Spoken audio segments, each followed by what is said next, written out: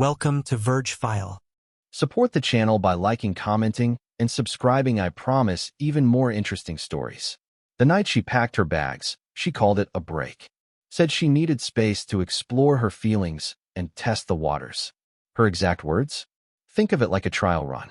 I just need to be sure about us. She didn't flinch when she said it. Didn't cry.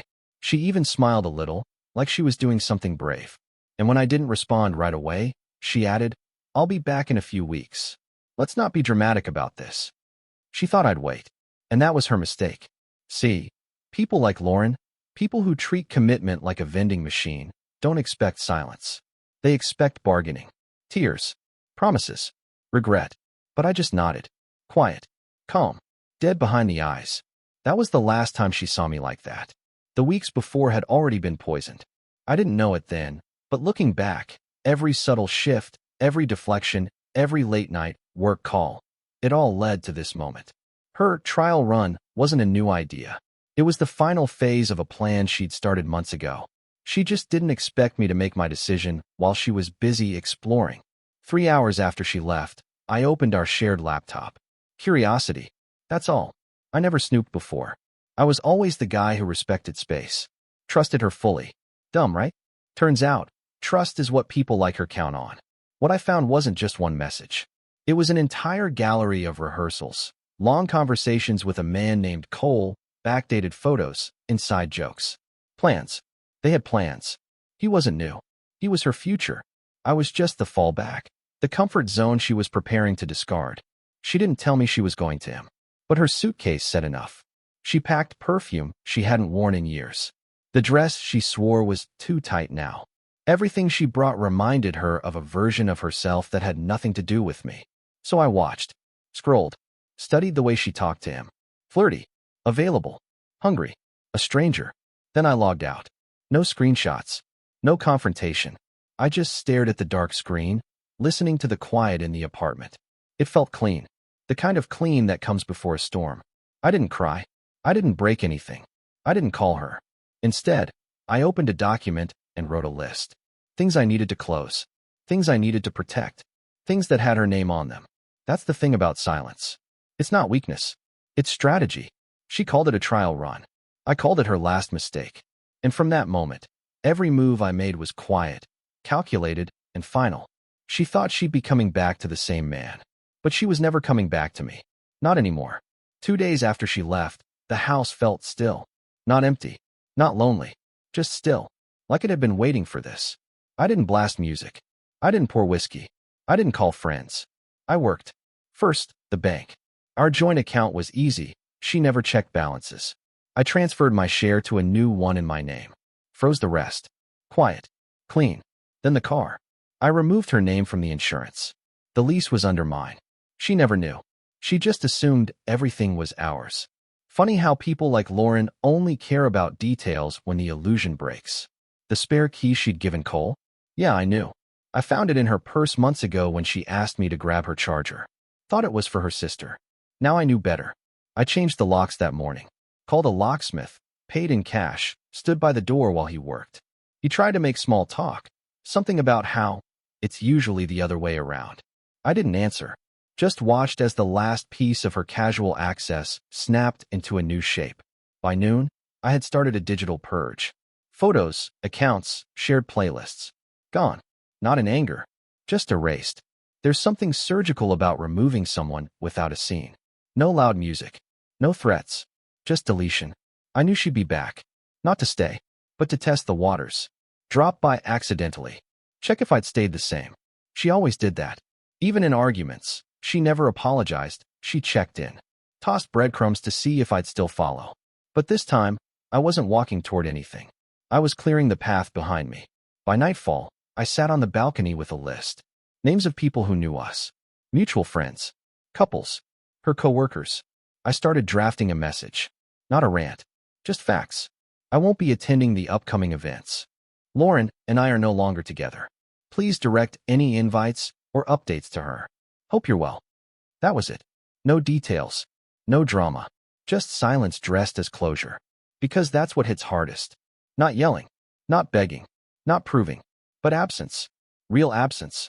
She had made her move, believing I'd freeze. Hover. Wait. Instead, I evolved. I didn't slam the door. I changed the locks.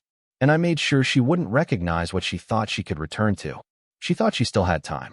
But time was already cutting her out of my future, minute by quiet minute. For days after she left, Lauren texted. Just one line. Hey, hope you're good. No question mark. No emotion. Just a breadcrumb. I didn't answer. That silence wasn't passive. It was engineered. Because people like her need feedback to feel real. She expected coldness, maybe sarcasm. Something she could respond to, twist into a conversation, a re-entry.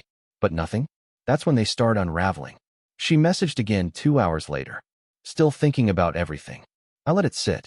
What she didn't know was that by then, I'd already boxed her belongings. Labeled. Dated. Left with the doorman. No confrontation. No trap. Just logistics. Her chaos deserved no ceremony. Cole had posted a photo earlier that day. I saw it through a friend's story. Her sitting next to him at a bar, laughing. Her hand on his chest. The same move she used with me on our second date. Mechanical. Recycled. He looked proud. She looked bored. The truth is, she wasn't running to something better. She was running away from something stable. And when you're addicted to validation, safety feels suffocating. She called that night. I let it ring. 10 seconds. Then silence. It wasn't until the next evening she tried a different tone. The mask cracked. I think I might have made a mistake. Can we talk? That was the moment she realized I wasn't waiting. I didn't respond. Instead, I went out. Alone. I sat in a restaurant I'd always wanted to try, ordered what I liked, stayed off my phone. A small thing, but it mattered. It was mine. Because everything with Lauren had been shared. Compromised. Even my music had to be our vibe. Now, I was building a world without her fingerprints on it. The next morning, she was at my building. Texted she was downstairs. I left something. I texted back. It's with the doorman. She replied. Can we just talk for a sec? I didn't answer. 5 minutes later, a message. So that's it? And that's when I smiled. Not out of spite, but because she'd finally understood. This wasn't a pause. This wasn't a fight. This was the end. The trial run she thought she was taking, it was over. Before it even began. Because the second she left to explore someone else, I made the quietest, most final decision I'd ever made. To rebuild a version of myself she'd never get close to again. I wasn't punishing her. I was protecting myself.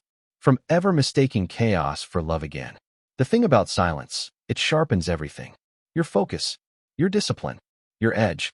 By the end of the week, Lauren wasn't just calling. She was reaching. Through friends. Through mutuals. One even said she showed up at my gym asking if I still trained there. I didn't. I'd changed locations. Quietly. No announcements. No warnings. Because when you burn the map, there's no way back. What she hadn't calculated was that I'd learned something from her that she never intended to teach. That detachment is a weapon. She used it to wound. I used it to evolve.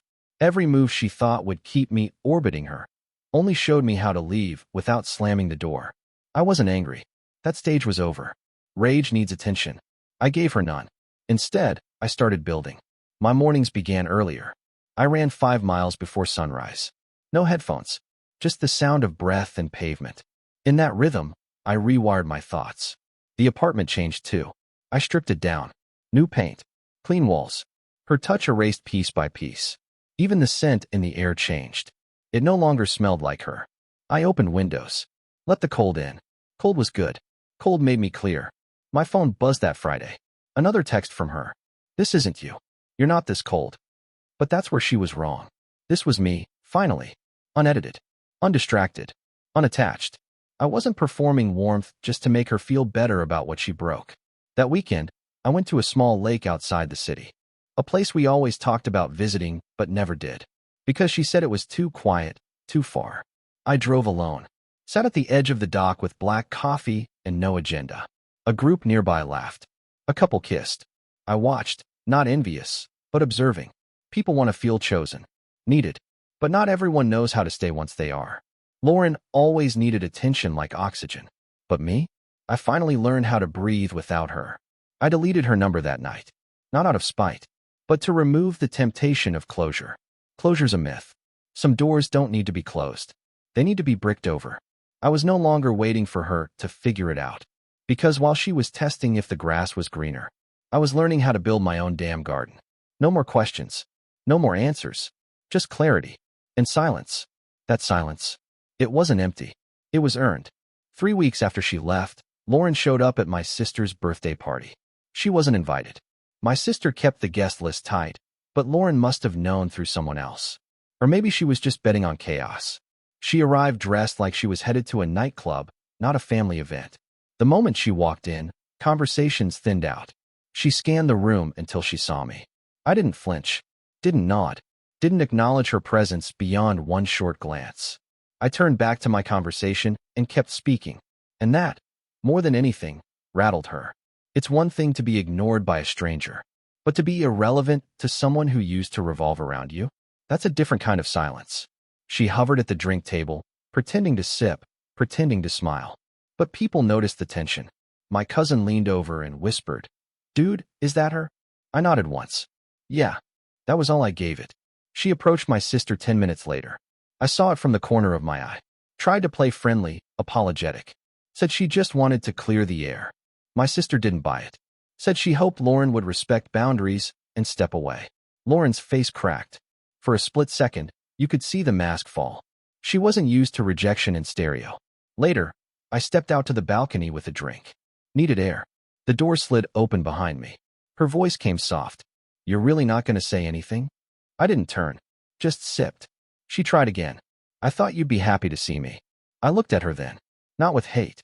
Not with nostalgia. But with distance. "You said it was a trial, Ron," I said flatly. "Hope the results were worth it." Her laugh was dry, nervous. "Come on, you don't mean that." I finished my drink and walked past her. No heat. No insult. Just dismissal. She didn't follow. That night, I got a message from her new boyfriend. A man I didn't know. His words? Spiteful. Defensive. He said, "She was never really yours." I read it twice. And replied once. "She is now completely your problem." Then blocked him. There was no rage in me. Just clarity. Lauren wasn't chasing love. She was chasing attention. And now, all eyes were off her. Her laugh had stopped mid-breath that night. And the silence that followed? It echoed. They say silence is golden. But that night, my silence was fire. Word spread after the party. Fast. Not because I said anything, because I didn't. People started asking questions. Why did she show up? What did she want? Why did I look so calm? And calm, in a world that expects chaos, is threatening. Lauren texted the next day. "Can we talk?" I didn't reply. She sent voice messages. I didn't play them. She emailed. Said she made a mistake, that she was confused, that she missed us. I archived it without opening. For the first time, she couldn't read me. And it scared her. I wasn't posting cryptic quotes. I wasn't online late at night. I was living. And that's when the shift started. I got back in the gym. Not to distract myself. To rebuild. I changed my wardrobe. Nothing flashy. Just precise. Clean. Unapologetic. My old friends started calling again, not out of pity, but out of respect. Said I looked different. Sounded different. One of them joked, "Man, you've got that CO energy now." I didn't joke back. I just nodded. Lauren's new guy? He started unraveling. I heard from mutuals he was getting paranoid. Checking her phone. Asking her about me. The irony was rich. She thought she'd left the man who lacked edge. But now she was sleeping next to a mirror that cracked every day. One night, I got a call from an unknown number. I let it go to voicemail. She'd left a message. Her voice trembling. "He thinks I still love you," she said. "But I don't. She didn't finish the sentence. I deleted the message. Because here's the truth no one tells you. When you become truly untouchable, people either chase you or fear you. I wasn't aiming for either. I just stopped being available. And in a world built on attention, that's the final cut. No screaming. No revenge. Just progress. She had the stage. Now she had the silence. And silence, when it's cold enough, freezes everything. She didn't break all at once. Lauren shattered in stages. First came the desperate reach-outs. She'd comment on old photos. Like posts from years ago. As if nostalgia could substitute for forgiveness. Then, the mutuals started noticing. "Hey, I think she's not doing well," one friend said over lunch. "You should have seen her at Jenna's get-together. All over the place. Talking about you without saying your name." I didn't flinch. I didn't ask for details. It's strange how people expect you to soften when your ex spirals. But I wasn't cold. I was clean. By then, I'd already cut out the shared accounts. My lawyer had sent the final draft for property division. The house we once lived in sold. The car? Transferred out of her name. Any financial tethers? Gone. She still had her clothes, her memories, her choices. But nothing of me. That's when the narrative flipped. Her friends, once loud in her defense, started falling quiet. Some even reached out to me, cautiously. Didn't expect you to handle it like that, one said. Honestly, mad respect. But the one that really got me was her sister, Claire. She showed up at my office unexpectedly. Said she needed 5 minutes. I let her in, only because I knew she wasn't like Lauren. She sat down, looked around, and said, "She's drowning. And for the first time in her life, no one's diving in." I didn't respond. She went on. "You know, I always thought you were too soft for her. But I see now, Lauren mistook your patience for weakness."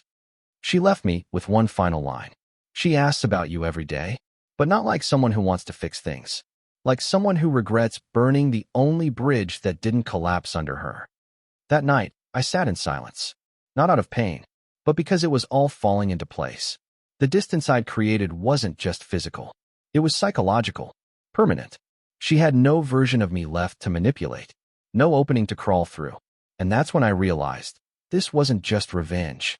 This was evolution. Not a man walking away, a man never returning. I knew she'd try something. I just didn't know how public it would be. It started with a mutual friend's wedding. One of those social events that draws everyone from your old life into one overpriced venue. I almost didn't go. Almost. But a part of me wanted to be seen. Not to gloat. Not to provoke.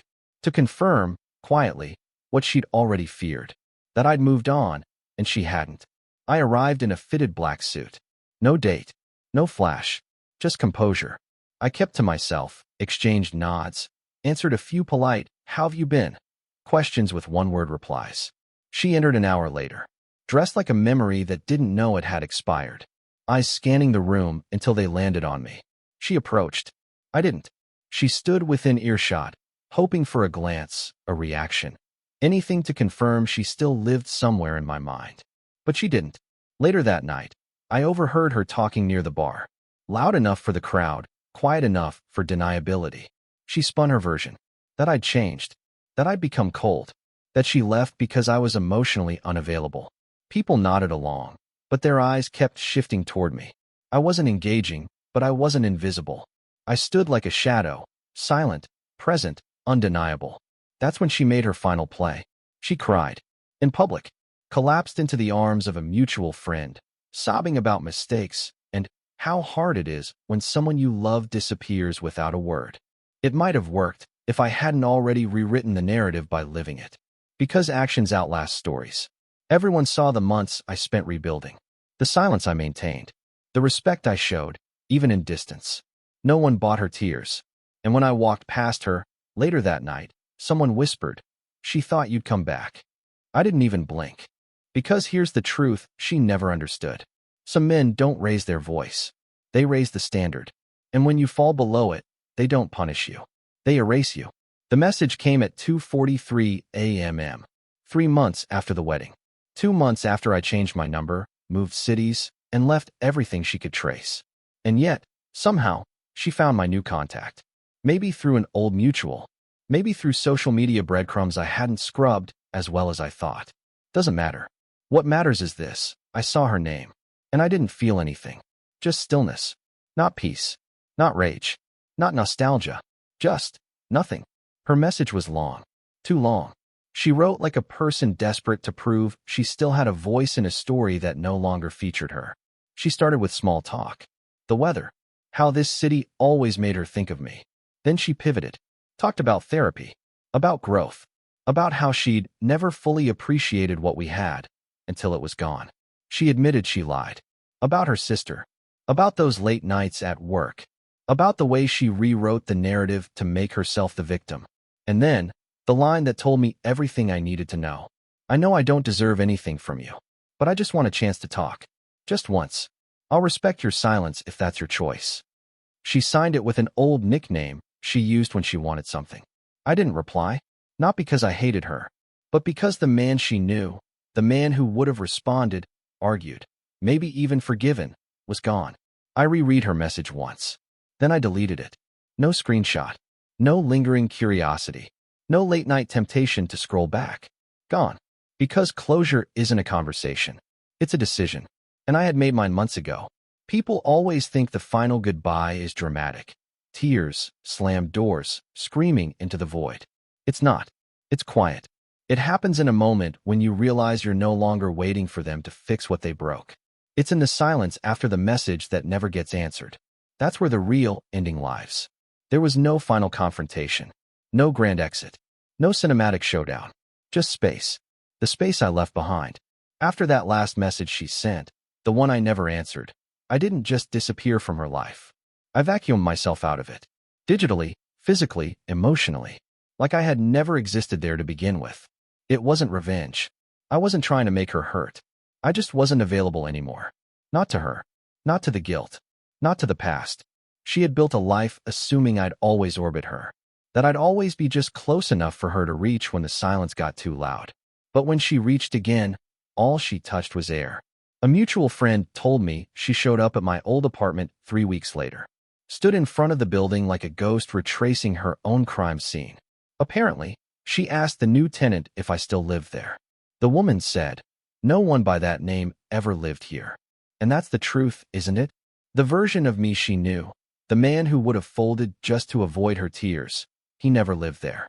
Not really. I heard she started posting cryptic stories online.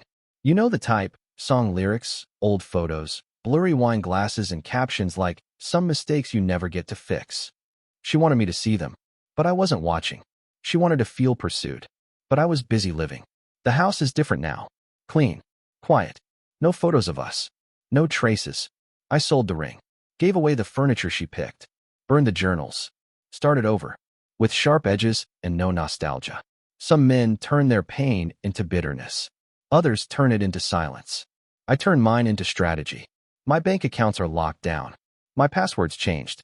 The people I keep close now, they don't know her name. I didn't tell her off. I didn't scream or threaten. I just made sure she had to wonder for the rest of her life. What would have happened if I hadn't pushed him away? That question will haunt her more than any closure I could have given. And that is the art of leaving without a sound. That's the power of becoming unreachable. Because the loudest goodbye is the one that echoes in silence. And some silences, they never end. What would you have done in my place? If the story hit you, leave a like. And don't forget to subscribe. It only gets stronger from here.